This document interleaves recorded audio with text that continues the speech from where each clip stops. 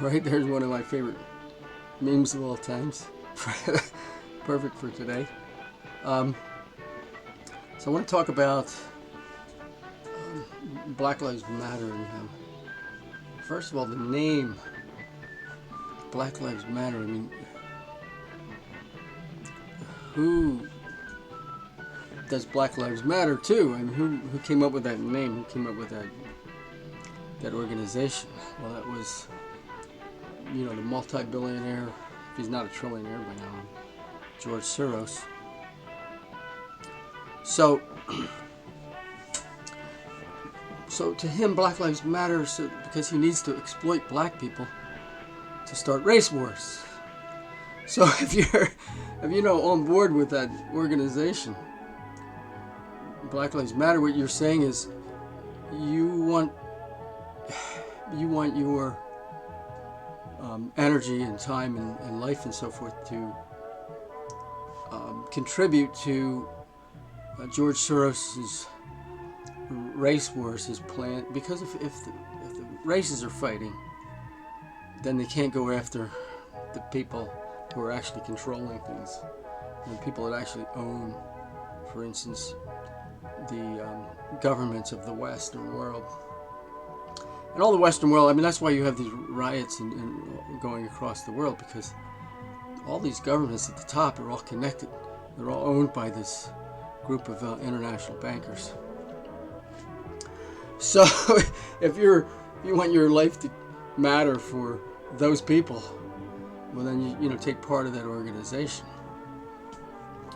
The other thing you got to add, what does that mean to for your life to matter in any sense? I think I was talking to my friend. He was suggesting that when people hear that, the common understanding is black people should not just be treated as disposable, like George Soros is treating them. And the people, that's how they're actually, as far as George Soros and the Black Lives Matter organization is concerned, black lives are disposable. And there's an awful lot of black people on the internet, at least in the part of the internet where I hang out, that are aware of this, and they're calling them on this, and they know that this is exploitation. But think about having your life matter in a more universal sense. I mean, according to Jesus, if your name is not written in the book of life, then ultimately your life is not going to matter. I think that if you're looting and rioting and so forth, you're in a sense also suggesting that your life doesn't matter, because somebody could kill you if you're attacking them or destroying their property or something. Somebody could kill you and they would be justified in doing so. And so you're in a sense also communicating that idea that your life doesn't matter, because you're willing to be killed in order to get a television or something like this. Or in order, a lot of times, a lot of this is about people that love violence, and they see it's an opportunity to be violent, and there's a lot of reverse racism involved in this and so forth. Now I would like to show you, here's a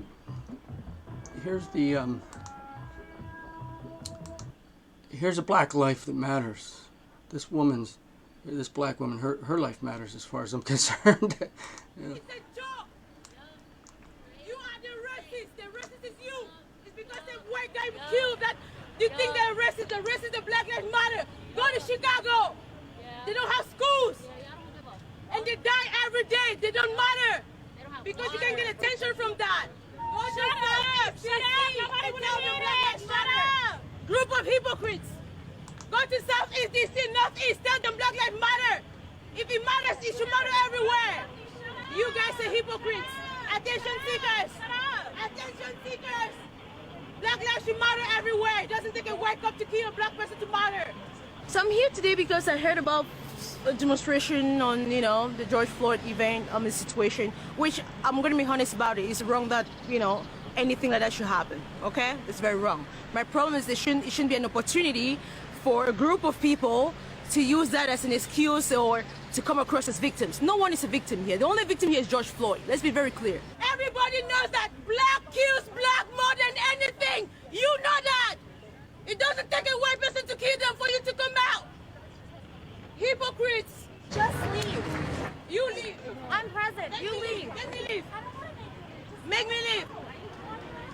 Bunch of hypocrites. Black lives matter only when a white person touch a black person. Do you know how many black kids got killed in Northeast DC this morning? What did you do? You guys are the racists. What did you do besides come out here and provoke shit? No, go back there and tell the black lives matter. Go tell the black person black lives matter. Then they will take you seriously. Everybody thinks you guys as a joke. You a joke. You play, go out there and do it. You a joke. What are you doing for the Chicago kids who are dying every day? What you doing? Do you go there and tell them black lives matter? You going? Make me go. You going? Make me go. You so supportive of them. Go. Make me go. As an American citizen, I'm proud of this country. I love this country. I don't want my country to be portrayed like this. We have a problem. That agreed. We have a problem in our country. Agreed. Okay? Too much violence. But it should not be categorized as a symbolism for racism on blacks. No. We are in a free country. Let's be very clear. We have foreign news media here. Our country is going to be portrayed the way they want our country to be portrayed, and which is not accurate. My point was that black kids in Chicago get killed every single day. Where is the Black Lives Matter in Chicago? Where are they? When black people kill black people, they don't come out and do this crap. The only time they do this crap is when a white person touches them. They're the racists.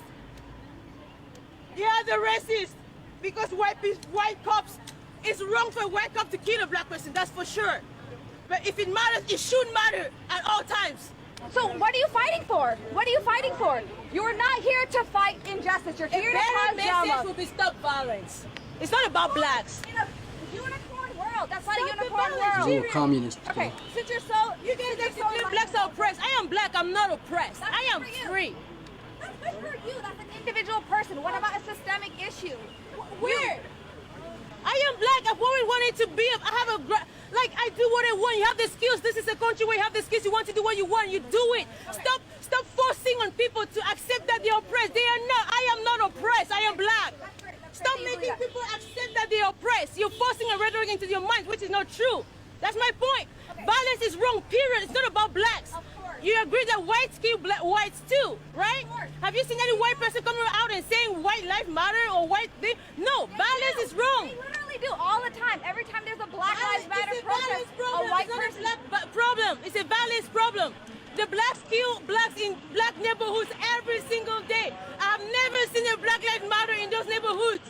Never. Never. You know what they say? When a black person kill a black in a black neighborhood, they come out and they say, when the police comes, you know what they tell the police? Snitches get stitches. I know that. Okay. Snitches get stitches. But if a white person kill a black person, Black Lives Matter. Stop the hypocrisy. Nobody takes this seriously. Nobody. If it matters, it should matter in black neighborhoods. You start cleaning at home. So why don't you go? You Why don't start you the start? trees at home. Why don't you start? I'm not carrying anything saying Black Lives Matter. I know I matter. Why don't you start? You guys are wasting everybody's time. Okay? Since you're so Black enlightened kills about black this, more than any race. Where's the Black Lives Matter? people kill in their community. Where's the Black Lives Matter? I am free. Don't try to make me believe I'm not free. I am free. Shame on you. I am free. Shame on you. Shame on you. I am free. I am free. I am free. Bring it. Bring it, guys. Bring it.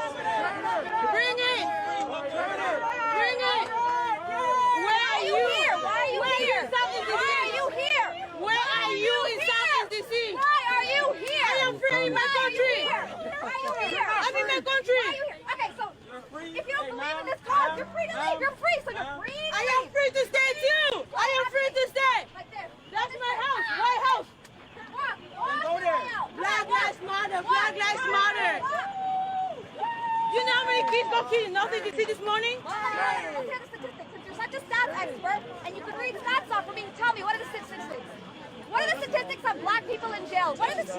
No. And why is there still black people dying in Chicago every day? Where are you? Bunch of hypocrites. Bunch of hypocrites. Don't waste anybody's time. You know what? You know what, guys? You believe in this and you're wasting your own time. No, I will tell you guys. The world will take you guys seriously when you start your Black Lives Movement. When a black person kills a black person, you come out and say, Black Lives Matter. There are community organizations that fight against that. You have no idea. Where? Everyone. Let's march. Let's start this march. Black Lives Matter. Let's go this way. Let's go. Chased all those people. Let's go to Northeast. Let's go to Northeast. I will go with you. I will go. But do it in Southeast DC. I will respect your movement. Do it in Chicago. I respect you, Chicago. You guys have been cowards. You guys are not oppressed. You're lazy. That's all it is. Go get jobs. Work. I am oppressed. The white people are oppressing me. Where are they to oppress you? Do you feel like the mainstream media or the establishment media is portraying things accurately or the protests accurately? No. What I think is that the mainstream media is helping propel this voice, which is very, very skewed from reality. Okay, because the mainstream media can help them look at things from that perspective. Why don't you start at home? Bring the numbers to their attention. Here are the numbers. They don't lie. African Americans kill each other more than anything. These are numbers. How about you start the change at home? How about that? Why does it take a white person to kill a black person for them to come out, oh my gosh, it's the end of the world? How about that? Why don't nobody bring that perspective to their face? Is it ignorance? What is it? Is it deceit? What are they trying to achieve? This is common sense. You want to change? Start the change at home. Common sense. You don't need to be a nuclear physician to get this easy. Start the change at home. Period. And let the mainstream media tell them the things the way they are. Hey, yeah, we agree with you. Violence is wrong. If anywhere on any surface of the earth, violence is wrong. But there's more violence in your own communities. What do you do about that? Are you going to come change violence at the White House? Come on, give us a break. The idea is to create a group of people who feel oppressed, okay? Because if the more they feel oppressed, the more they're going to look for some kind of equalization. Nobody's oppressed in America. Look, I'm a foreigner. First of all Americans, we're all foreigners, okay? If I'm hardworking, America is a country. Why do you think the entire world wants to come to our country? Okay? Everybody wants to come to America, and they want to pretend we're oppressed. I am not oppressed. I'm black. I'm not oppressed. I have a master's in health administration. Okay, I'm going to be working for a federal agency. I am not oppressed. No black in America. I don't feel oppressed. I'll tell you that. If you're driven, you're going to accomplish what you want to accomplish. We're in the country of the free. Okay? And let the mainstream media stop trying to forcing on people to accept that they're oppressed. I am not oppressed. I am black. I'm not oppressed. Okay? Trying to make some people feel oppressed is just to weaken them. That's the bottom line. You want to make this group of black people feel that they're weak and that there's some power on top of them. No one is oppressing nobody. Okay, so there you go. All right, so there's a woman who, there's a black life that matters. Let's put it that way. Yeah, she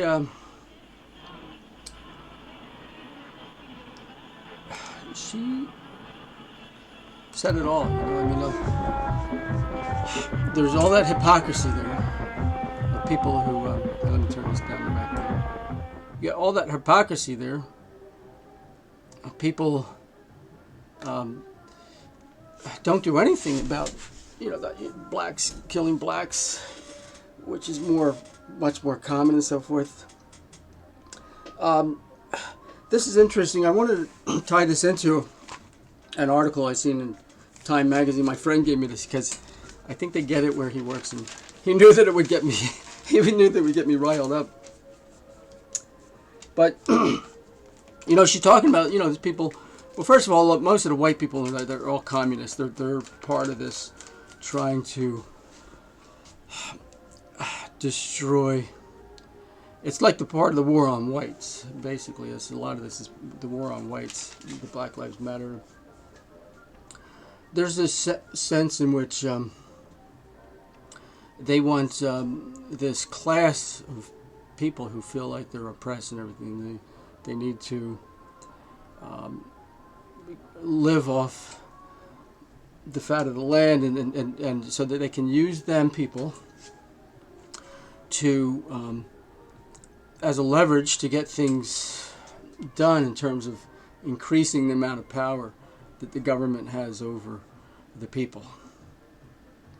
And so what they'll do is, they get benefits from the government, and they could say, well, if the people who own the government, I'm not talking about politicians don't own the government. There's no, you don't waste your time with politicians. Even if the presidents of the United States, you're still wasting your time. You're not getting to the actual people that move, the movers and shakers. You're not getting to the actual people that own and operate the country.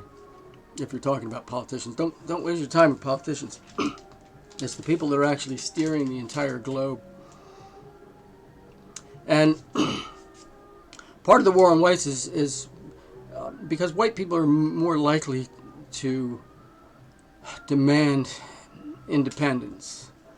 I mean, there's even that woman who was saying that she's some kind of medical personality, and she, saying that if we're going to vaccinate everybody, we got to get rid of all the white people, because white people are the ones that are refusing vaccines, and immigrants take vaccines.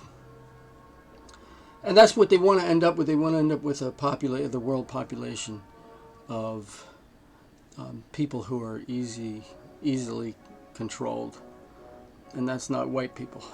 So I want to read some of this out of Time magazine. Guy's named Rutger Bregman. Right. How will the coronavirus change the world? Well, the coronavirus doesn't change the world. It's policymakers who use this fake pandemic to change the world. The coronavirus has nothing to do with it. Nobody knows yet, but we do know where we were before the pandemic hit. Well, we knew where we were before the fake pandemic hit, where the orchestrated pandemic hit. Inequality has reached historic records worldwide. Really? Inequality? What is he talking about? Is he talking about like people who work for a living and the people that don't want to work for a living feel like they're unequal because they don't have as big of a paycheck? Well, why don't you work like that woman was saying, that black woman? Well, get a job. That's all you need to do. Stop complaining. It's dehumanizing to tell these group of people that they can't make it, that they're inadequate without a government stealing something from somebody else and giving it to them. What kind of people do you end up with? What kind of integrity do they have? And that's what they want. They don't want people with integrity. Australia had burned for months on end.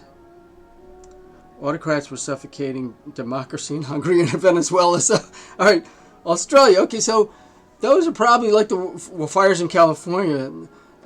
They're starting these fires because they want to get people out of the rural areas. They want to try to get everybody living in cities. That way they can control them with these smart cities and stuff.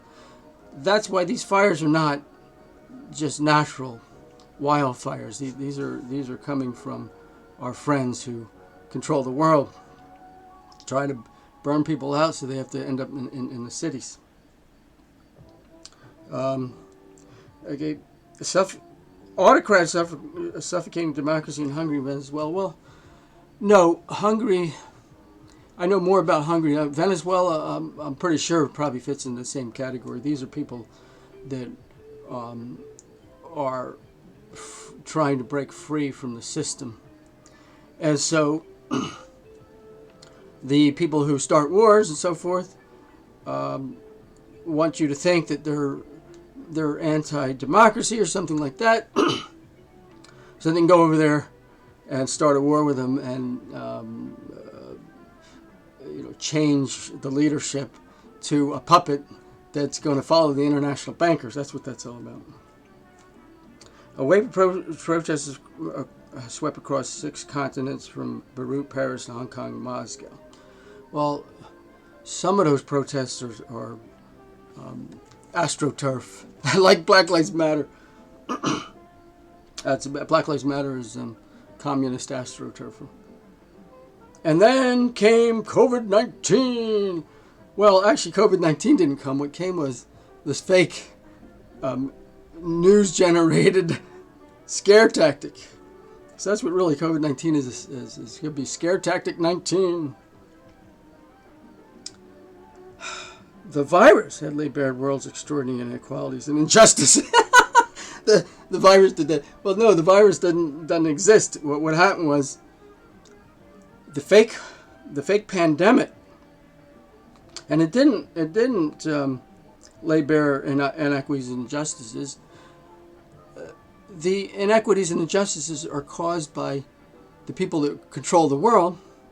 So you're controlling the world.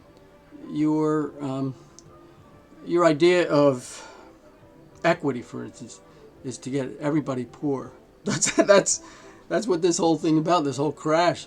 There's going to be, you talk about inequity, so you got this handful of trillionaires, and everybody else is a slave, and that's what you call equity. And justice too, by the way. Lists of so-called vital professions were published all over the world. And then this is where they do their doublespeak. They say, "Oh, and surprise, hedge fund manager, tax specialists for multinationals were not on them." No, because it doesn't really matter that these guys are going to work up behind the scenes anyway. So that's, you're not fooling anybody. Suddenly, okay, so who will the really important work is? Well, no, really, everybody's job is important. This business of trying to make it seem like this whole the healthcare workers and the first responders and all that's kind of a class warfare tactic. Okay. There are those who think we shouldn't politicize the pandemic. Well, the thing is, it's a fake political pandemic anyways. Those also say we need to speak right now. What do you mean? Decisions about our future are being made in weeks, days, hours, consequences which will be felt for decades. See, so that's what they do. They scare everybody, then they can make these broad, sweeping changes. And because everybody was scared, gee whiz, you might catch a symptomless illness. Let's be clear, these are the circumstances in which history is written. In the 1930s, America, for example, the New Deal was conceived in the midst of the Great Depression, which they caused. See, that they don't tell you that the people that rule the world caused the Great Depression so that they could make these broad, sweeping changes. In the UK in the 1940s, the Beveridge Report, the prime text for the British welfare state, was published while bombs fell on London. Okay, another thing, another scare tactic. Why were bombs falling in London? Because they had, the people that owned the world had bribed Churchill not to take a peace and to bomb innocent civilians in Germany to provoke them. I guess it could also go the other way. After the burning of the Reichstag, so with the Reichstag fire wasn't actually the Nazis anyways. Adolf Hitler was given far-reaching powers to restore peace. Well, and see, that's out of Hitler. If you study Adolf Hitler and you study what he actually said and what he was actually doing, you'll agree with General Patton, George Patton, that he was the good side in that war.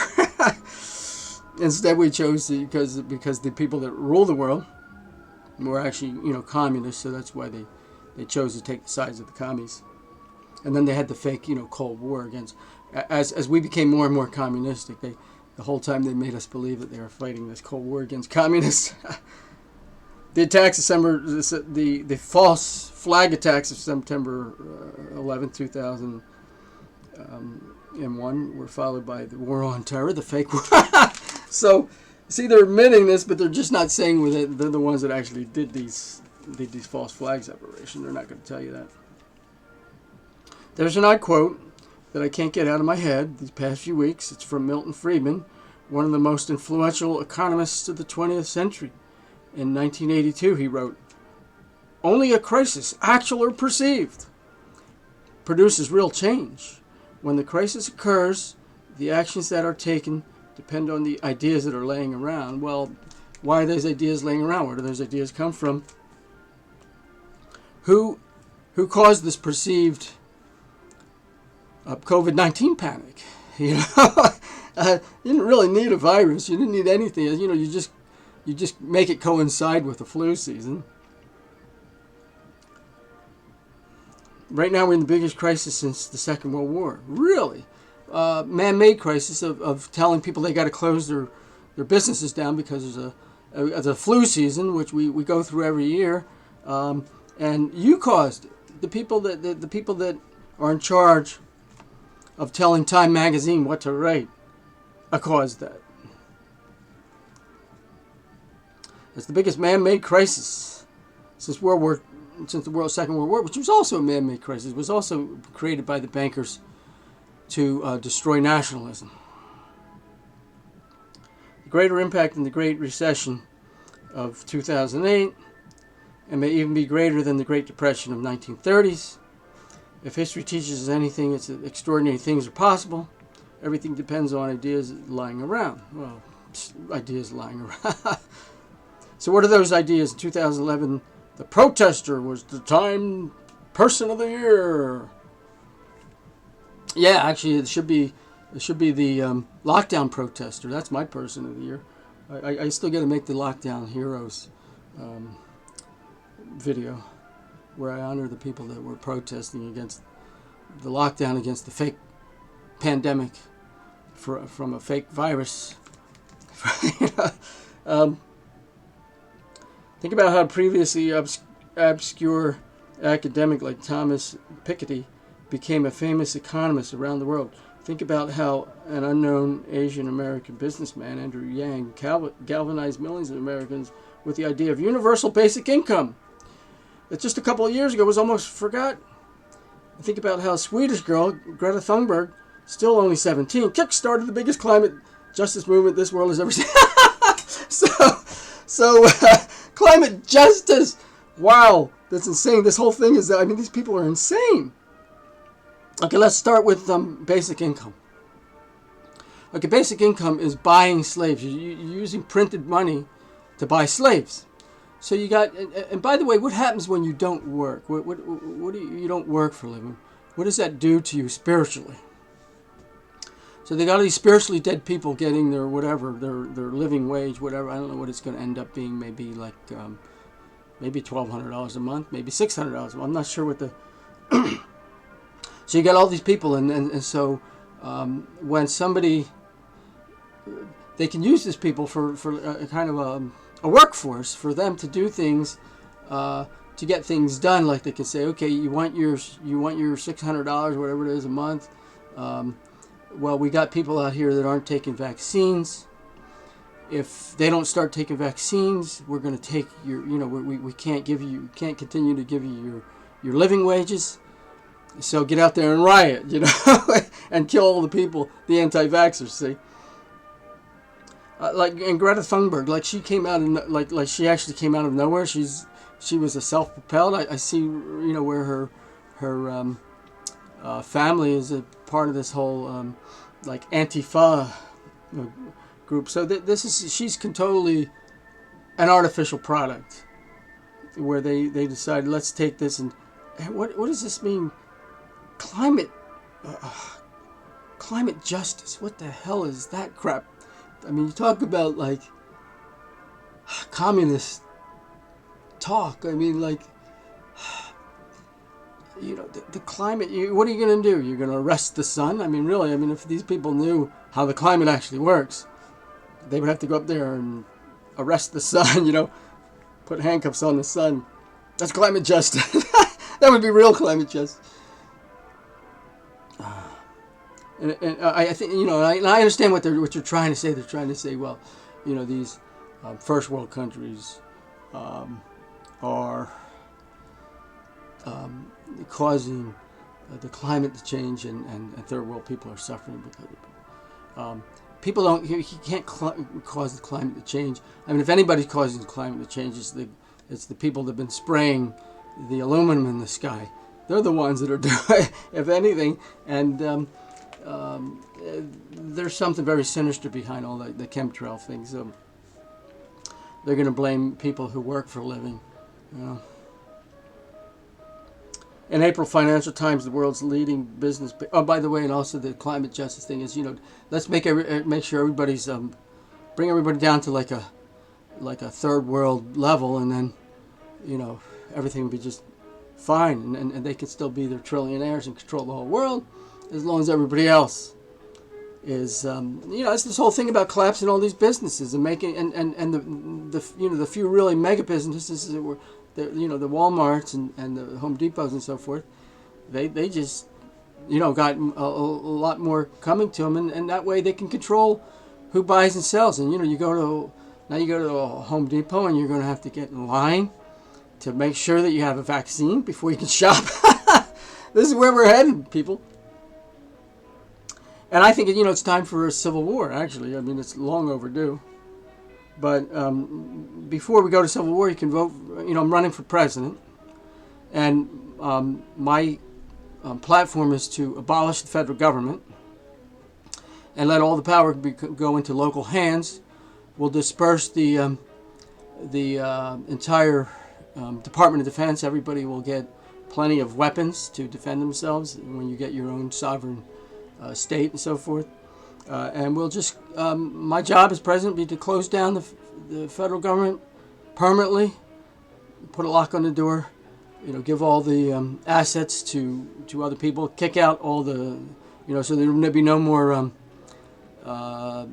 Federal Reserve, there's no more Trilateral Commission, Council for Foreign Relations. They're the people that actually run and own and operate the country, so they'll be gone. And so, this way we can avoid a civil war. We can just walk away and close the thing. Now, I understand you have to be brave to do that. And if doing what I'm saying, abolishing the federal government, requires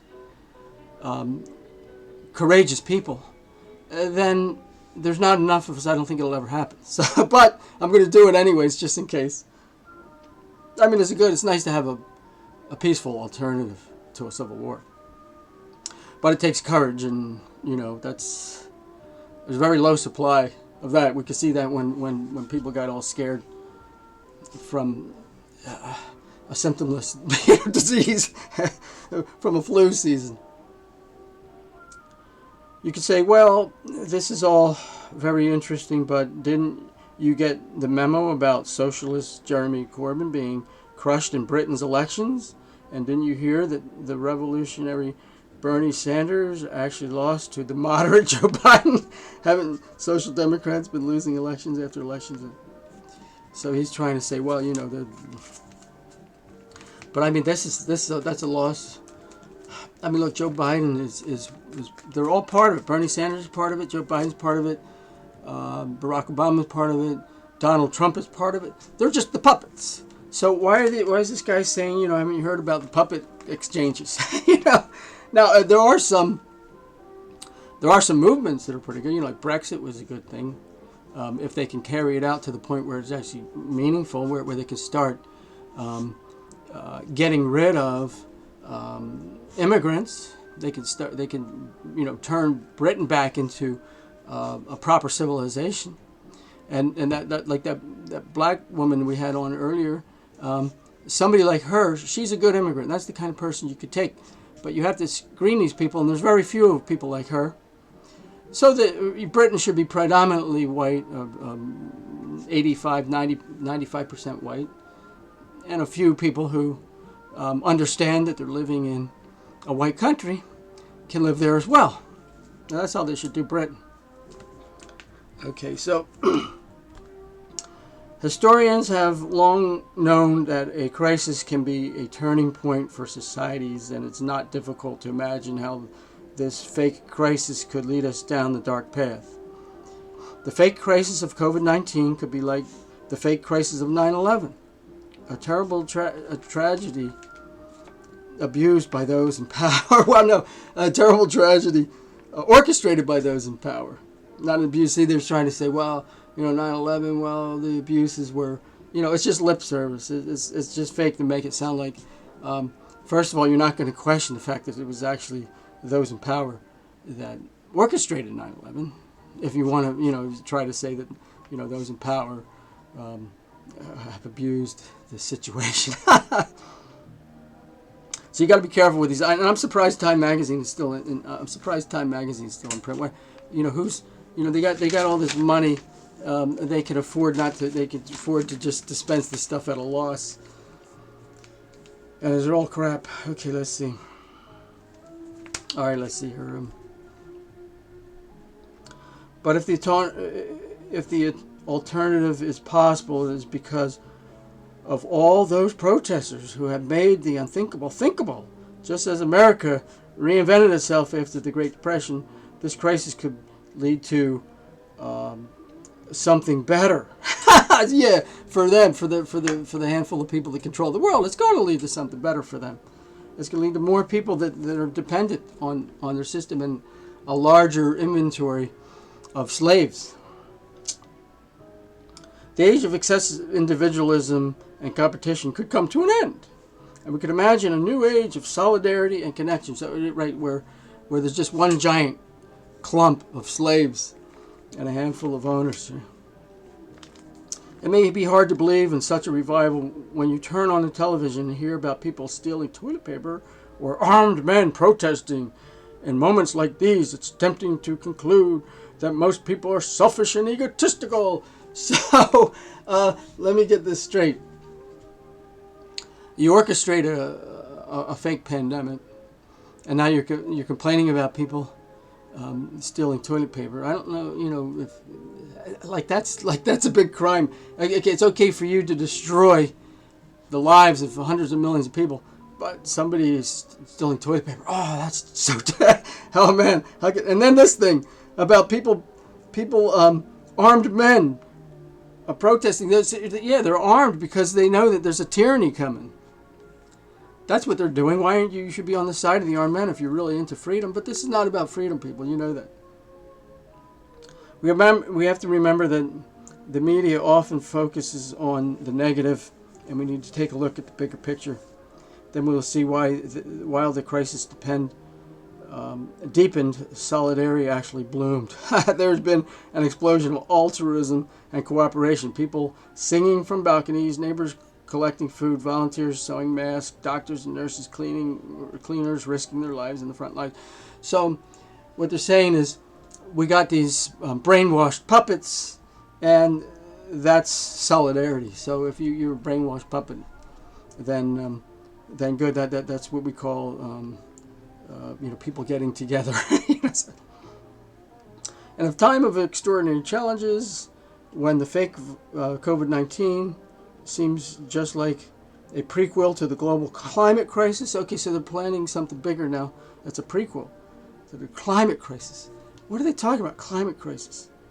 There's a historian. I can't say I'm optimistic, but I'm hopeful because hope impels us to act. Yeah, well, it should impel us to abolish the federal government. That's for sure. So thank you for that. So I wanted to talk about also people not working. And this, this living wage thing. See, that destroys you spiritually, and that's good for them. The control freaks, they like to have a large inventory of spiritually dead people to manipulate. But what they should do, everybody who's able-bodied, and that's a lot of them, because there's a lot of people that don't work because they have this "I don't feel like working" syndrome. And they put a lot of little names to it. The psychology, the psychologists have all these little names, but really, it really comes down to "I don't want to work" syndrome. But any able-bodied person can work, and what they can do. There should be these, in-place bicycle electricity generating stations, where you go in for 8 hours a day. You pedal for 2 hours, you take a 10-minute break. You pedal for, even if, let's say you can't walk, but you can still pedal with your arms, for instance. And you generate electricity, and so you're producing something. And so, you could have, there's hundreds of thousands of people that could be generating electricity instead of sitting around, watching daytime television and so forth. I knew when I was, back in the day, in the 80s, there was a guy who was working, I was always in the music business, and the guy would come in, a blind guy would come in to tune pianos. Here's a guy who was blind and he was working for a living. You could tell it wasn't easy. I mean, often he would come in and he'd have a bruise on his face or something, or he walked into something. He had a cane, but that's your proof. You can work. People can work. If there's nothing else to do, you put these generating stations up, and they can pedal. And then another 2 hours, and you take a half-hour lunch break. You work, and so you pedal for 8 hours. Anybody can do that. And and plus it'll keep you in shape. It'll help you spiritually. You feel good about you contributing something to society. And then your life will matter. You contribute something to society. You want your life to matter. Contribute something to, get a job, work, do something. And I'm not, and I understand there's exceptions for people that are handicapped and so forth, and they can't actually, they really are not capable of working at all. But that's probably a lot fewer. Not probably. It is. We know there's a lot fewer than the people that just have I don't want to work syndrome. And that's what we should do. And that's what I would do. I mean, that's one of the things that I would do. I mean, look, if I became president, closed down the federal government, I would default to president of Pennsylvania. And we would have those workstations everywhere so that if you can't get a job, you have this wonderful responsibility of taking care of yourself spiritually and health-wise and contributing something to society. And you can pedal on a bike and generate electricity with a little generator. Actually, I guess they'd all be kicked. I guess I don't know exactly how you do the circuits for that, but you'd hook up to all one big. I guess you just charge batteries or something like that, like the solar system. Like a solar, panel system, but to me that's the future. Okay, if you want a bright future, that would be a bright future, one where the federal government no longer exists. We get rid of these governors that are controlled by the New World Order, international banking cartel that gives they give. Perks to governors who are going to do things like sanctuary cities. The governors who crack down the longest. Like I think that the governor of Pennsylvania, scumbag, has still got his wearing mask, and I guess the longer he's got his wearing mask, the bigger the kickback he's getting from these guys. It was not really a kickback, but it's just a stipend. It's like, okay, here, You're a good, and that's another thing they're learning from this fake pandemic is, who's the players, which governors can they depend on to fetch for them, which ones are the real, kiss ups, and that's the New World Order. So we got to get rid of those. Of course, it's not good enough just to have a free state. But you also want to get rid of those guys. And you can also split your state up into smaller. Ideally, you really should have it where any group of people, any community that wants sovereignty can have their own little sovereign thing going on. You could have communities where they don't want LGBTQ, for instance, and you could have other communities where they don't want Christians. And that's fine with me. Whatever you don't want, that's called free association. That was the original idea when people were coming here, settling America from Europe, before it got taken over by the founding F-tards like George Washington and the control freaks that destroyed freedom. That's what the founding of the United States. It was the end of freedom, basically, if you think it through. And you got to be, the kind of person that's capable of thinking so independently without letting all these scaremongers prevent you from original thinking, because that's what they want to do. You can't do that. Well, we can't get rid of the federal government. You know, it's like that, and that's why I had a big falling out with Alex Jones and InfoWars, because when secession movement came along, he co-opted the secession movement and said, "Oh no, we don't. We just want to secede from the controllers in Washington, but we don't want to get rid of the federal government." Well, you know what? That's like saying, "No, you don't want to take the noose off your neck. You just need to loosen it." If we just get them to loosen it a little bit, it's okay to have the noose around. You don't want to get rid of that noose. So let's do this, people. Let's make that the new mantra for the brighter future. No, abolish the federal government. Of course, and that includes the Federal Reserve, the CFR, the Trilateral Commission. Abolish the federal government. That's going to be my platform. Okay, so it's Sean Maurer 2020. Abolish the federal government. All right, thanks for watching. Catch you next time.